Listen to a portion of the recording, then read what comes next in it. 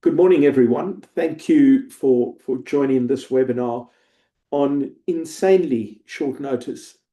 ITAC just published another gazette in what feels like the never-ending, very large steel review.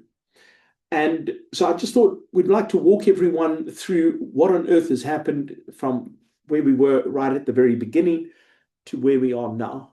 So we're just going to kick off quickly with and that's great. Can't even get the slide to move. Hold on a second. There we go.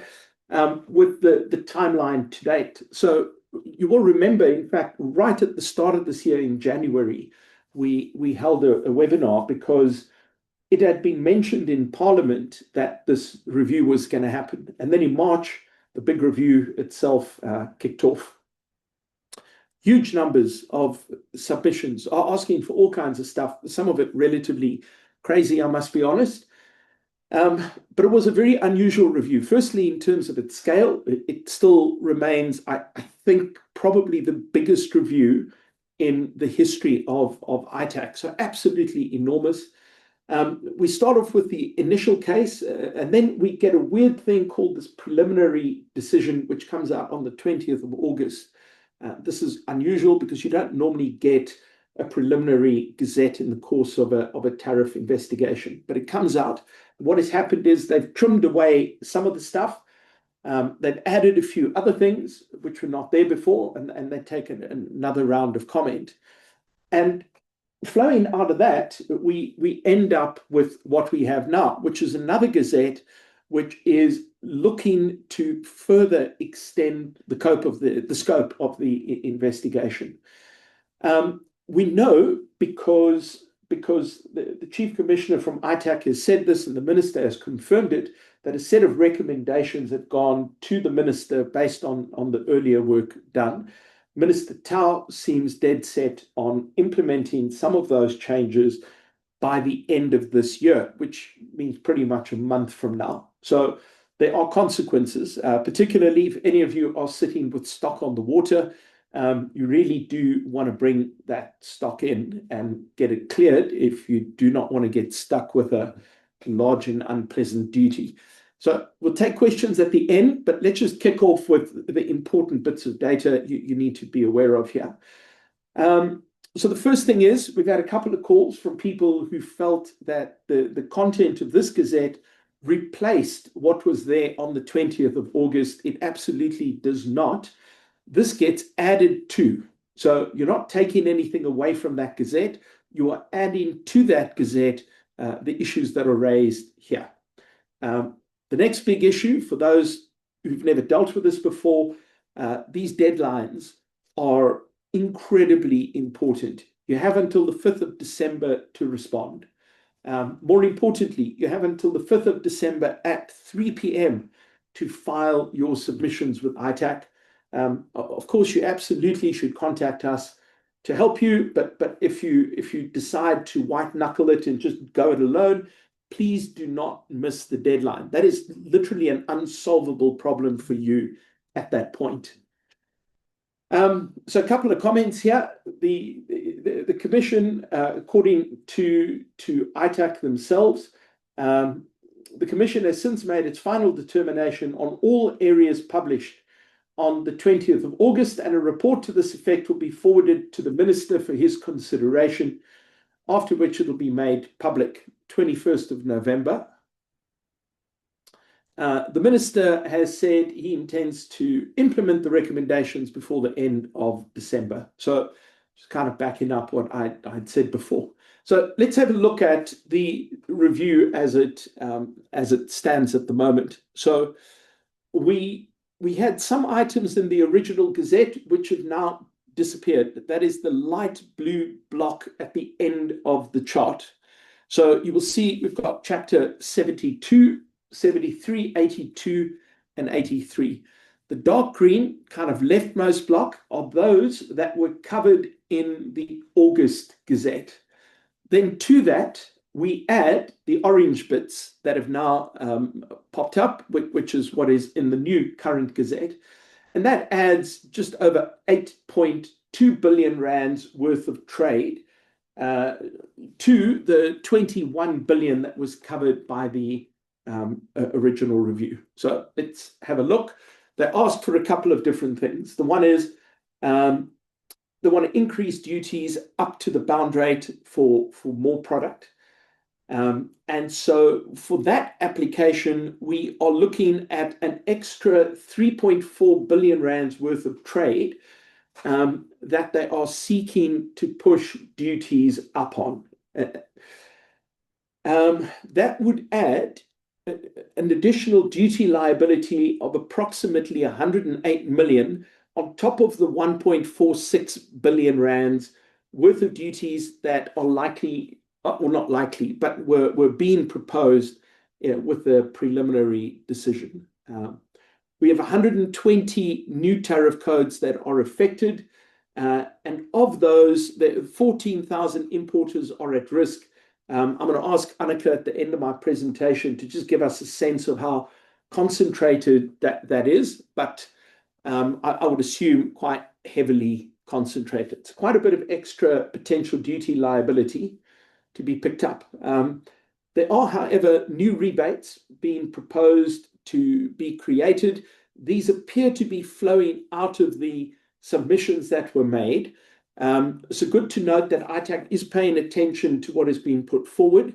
And so we're adding that what you're seeing over here is the potential duty saving being that kind of dark green block on the right-hand side.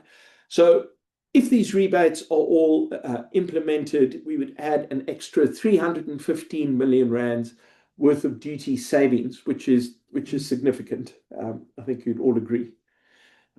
Here's an area that I am probably the most worried about, which is the import control. We've struggled to get a straight answer on import control. We've filed a number of requests to meet with ITAC to clarify this.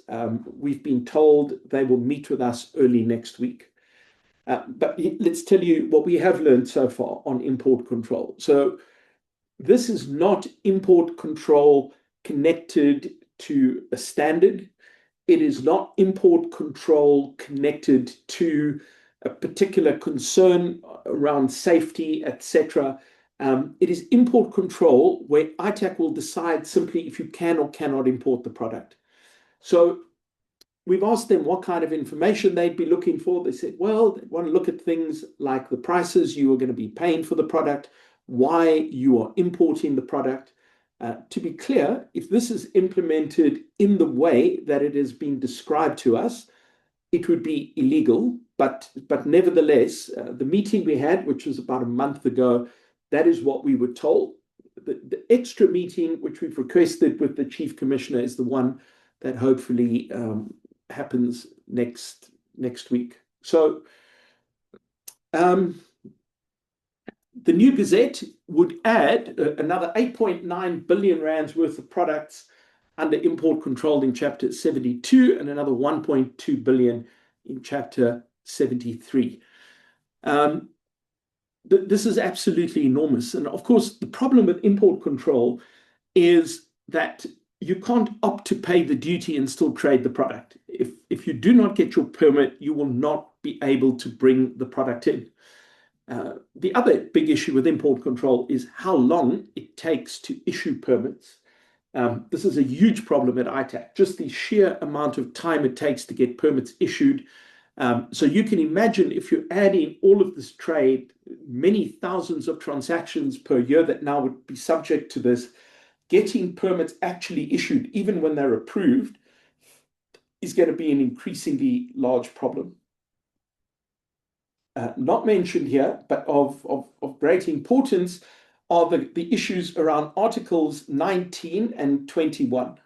So this was mentioned, Article 19 first appeared in the original Gazette, then Article 21 was added in the prior Gazette. And this, we are still trying to get proper answers on. I had a brief conversation with the Chief Commissioner. I bumped into him at a conference or a meeting. I couldn't get a straight answer out of him, and this is part of what is on the agenda. But Article 19 we interpret as really being the article that ultimately ends up creating safeguards.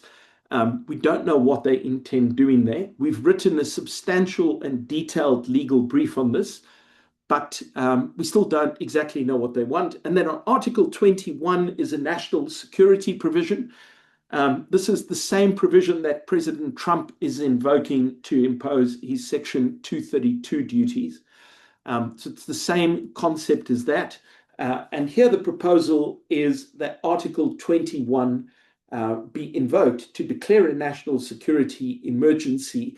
And in that environment, then we can suspend things like the due process of a proper investigation. You can essentially, the executive can just make decisions, is how we would interpret all of this. So this is where we are. We've got very little time to respond. There are a whole batch of new products that were never here before, and so companies impacted that might not have been before. And I'm going to keep quiet now, take a sip of my coffee, and take any questions that you might have. Thank you. Do we have any questions? Feel free to type them or raise your hand and ask whatever you like. I see a hand up somewhere. Gavin, please go ahead. Thanks, Donald. Is it worthwhile asking for extensions? Because I think you emphasized the deadline's quite specific and restrictive, and if the minister wants to publish things or agree it by end of the year, is it even worthwhile asking for extensions? Because to have 2 weeks and already a couple of those days has passed already before we get around to looking at it. So a few days left. It's quite a challenge to gather all the information to give a meaningful response. Yeah. Gavin, do you just want to tell everyone where you're from? And anyone else? Sorry. Yes. Gavin Moody from BMW South Africa. Yeah, excellent. So Gavin, you absolutely have to ask for an extension. 2 weeks is an unusually short amount of time for something like this. I mean, normally this is 30 days with a 2-week extension. So absolutely, I think you should apply. Just remember, with an extension request, you have to give reasons. You can't just say, hey, I'd like to have more time to respond. You have to provide reasons with your submission, but I would say, or with your application. I would also say work on the basis that you're not going to get the extension, because if you don't get it and you miss the deadline, you have a problem. But if you do, you can always, work on your submission afterwards. Anyone else? I see another hand go up. Jan? Morning. Morning. Can you hear me? Yes. I can hear you. You can just tell everyone where you're from, Jan. Yeah, I'm Jaap van Kromrike from Syngenta Distribution. Just with one question, as far as the minister approving this final report or endorsing it, are we waiting for the outcome of this, let's say, this new, what you call it, requests for comments? Or is it going to be one final report, or is it going to be something that's going to be phased in? So in other words, the latest government gazette has given us an opportunity to comment on those 3 aspects, but will the final determination depend on the outcome of that? That's basically my question. Or am I clear in what I'm asking? Yes. So, Jan, I'm going to have to give you a guess here because I don't actually have a definitive answer, but it appears as if the work to date up to the August Gazette and the comments thereon has already been wrapped up and appears to be with the minister. So I'm assuming there will be an implementation, whatever that might be, of that part of the review, and then this, I'm assuming, would continue afterwards. Okay, that was my suspicion. Thank you. Welcome. Anyone else? One more, anonymous. Pipe permit system, will they allow time to phase in while stock is on the water? We've tried to get an answer to this. The answers I've received had not been satisfactory. In theory, I don't think they can impose import control as part of this investigation, because this is a tariff investigation and there's a different legal set of regulations that govern import control. So my personal view is they can't do it.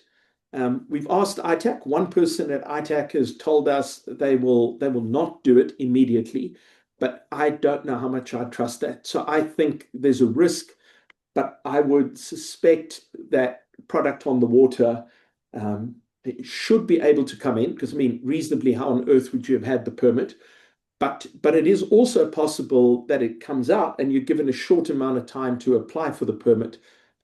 I don't know. That is one of the items we will put onto our agenda when we talk to the Chief Commissioner next week. Does ITAC have the resources to start the import system soon? Are they ready and skilled?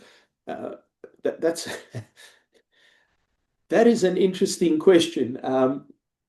They have been employing quite a lot of people to look at import control. They've been very open about that.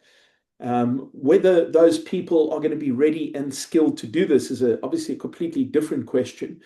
But whether they are or not doesn't change the fact that I think the import control will come in. Now, maybe it doesn't come in on day one and it's delayed to a later date, but I'm pretty sure it'll come in whether or not there are skilled people in place. All right, guys, have a wonderful day. Thank you for attending. Bye-bye.